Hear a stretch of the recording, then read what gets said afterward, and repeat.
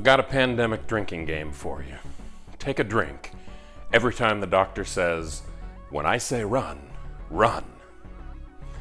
Welcome to the Time Treadmill. I'm Ron, and these are my sweaty thoughts about Doctor Who.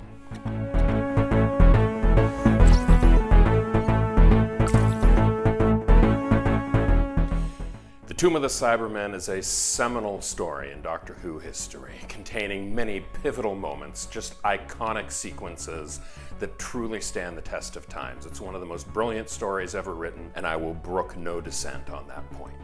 Now that I've got that out of the way, I'm going to spend a couple minutes talking shit about the Tomb of the Cybermen.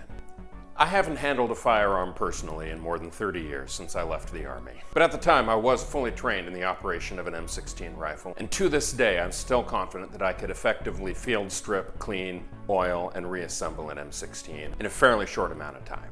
So, although I'm not a firearms expert, I feel confident in saying that when you're holding a handgun and you point at the bad guys, it really doesn't help the bullet if you do this when you fire your shots.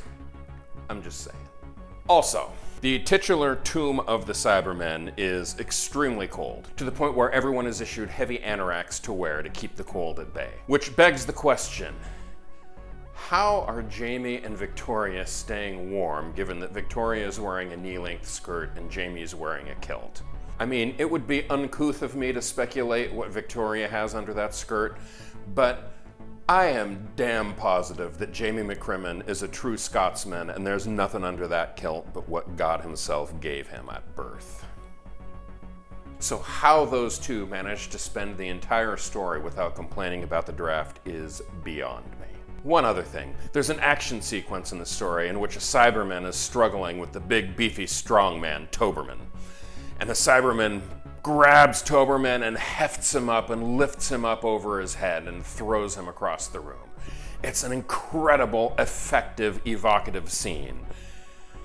As long as you don't pay attention to the safety harness and wire attached to Toberman's back that very visibly hoists him into the air while the Cyberman just kind of raises his arms. I'm just saying. Oh, and I almost forgot.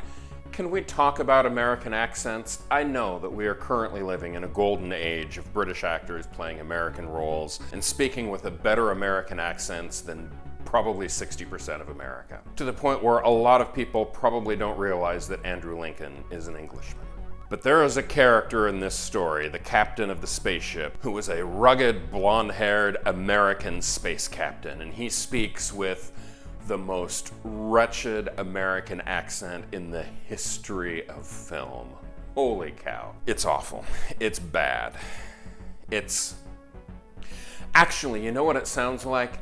It sounds like every impression that a black comic does of a white man. It sounds exactly like that. Way to go, BBC. My point here is this.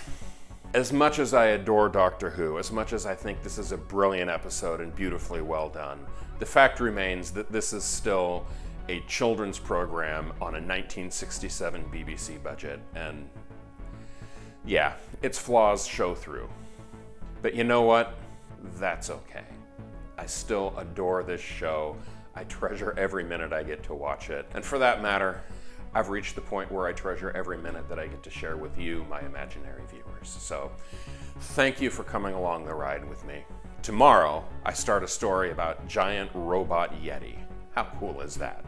Until then, stay home, stay safe, be kind, be patient, and I will see you tomorrow.